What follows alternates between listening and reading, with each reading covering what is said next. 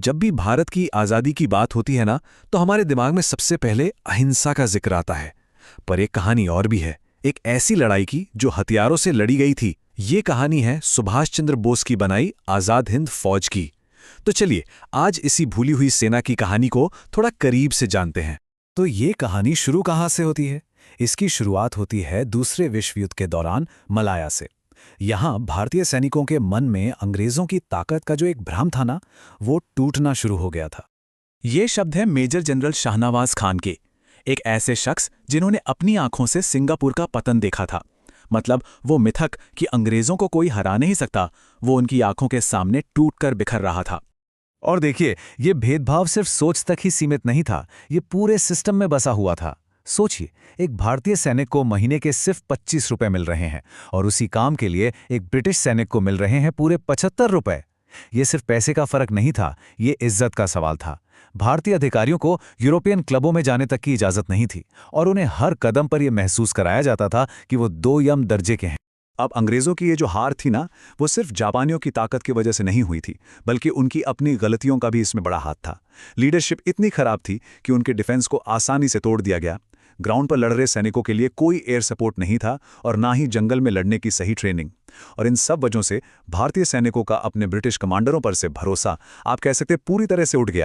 और फिर आया वो पल जो शायद विश्वासघात की इंतहा थी।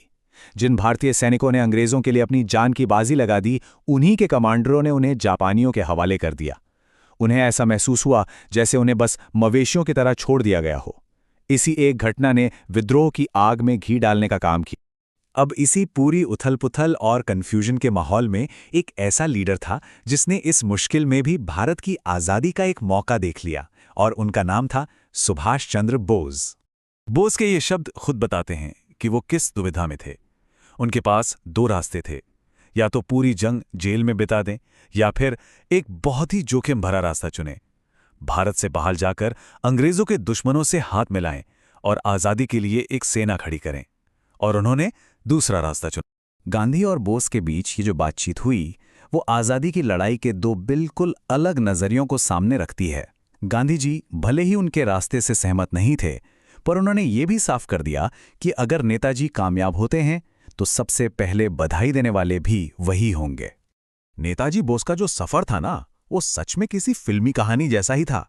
जरा सोचिए, पहले भूख हड़ताल, फिर घर में नजरबंदी से फरार होना और फिर कई देशों को पार करते हुए आज़ादी की सेना बनाने निकल पड़ना। उनका हर कदम एक जबरदस्त इरादे की गवाही देता है। और अब शुरू होता है वो अध्याय जहां बोस ने मायूस और हारे हुए युद्धबंदियों को एक नई उम्मीद दी और उन्हें आज़ाद हिंद फौज यानी इंडियन नेशनल आर्मी में तब्दील कर दिया।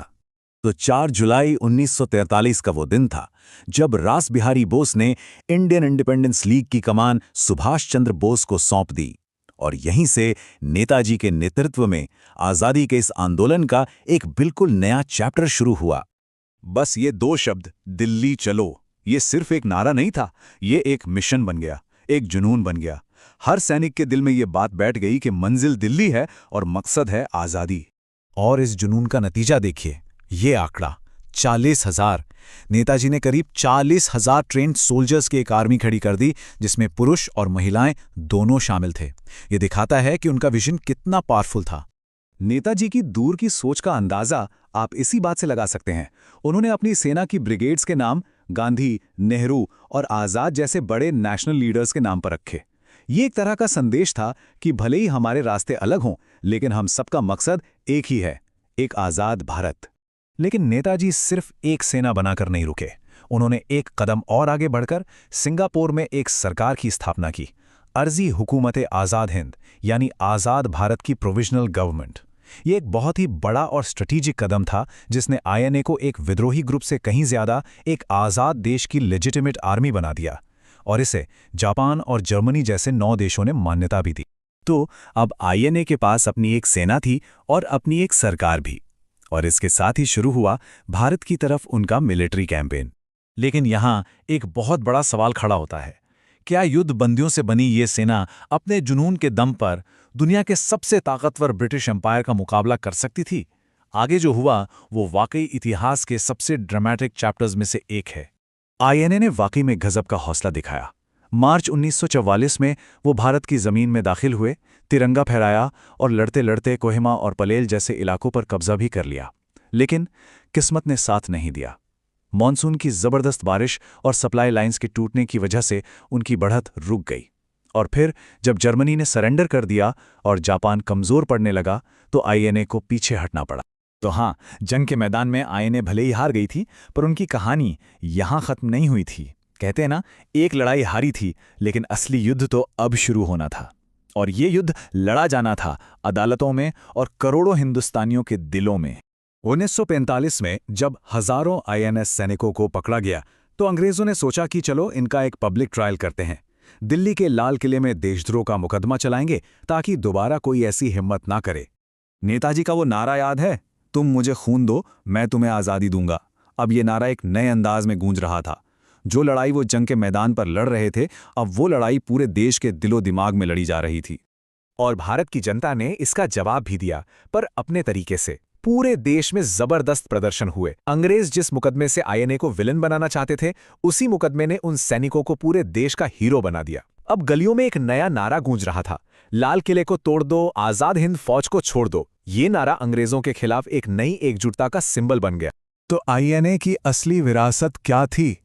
उनकी असली जीत जंग के मैदान में नहीं हुई थी। इन मुकदमों ने पूरे देश में विरोध की ऐसी आग लगाई कि रॉयल इंडियन नेवी और एयरफोर्स में भी विद्रोह हो गया, और इसने ब्रिटिश राज की सबसे मजबूत नींव यानी ब्रिटिश इंडियन आर्मी की वफादारी को ही खत्म कर दिया। अंग्रेजों को ये बात साफ समझ आ गई कि अब वो भारत पर जबरदस्ती कब्जा करके नहीं रख सकते। तो आखिर में सवाल ये उठता है कि आज़ाद हिंद फौज की ये कहानी हमें आज़ादी की लड़ाई के बारे में क्या सिखाती है? ये हमें सिखाती है कि आज़ादी का सफ़र सिर्फ एक रास्ते पर नहीं चला।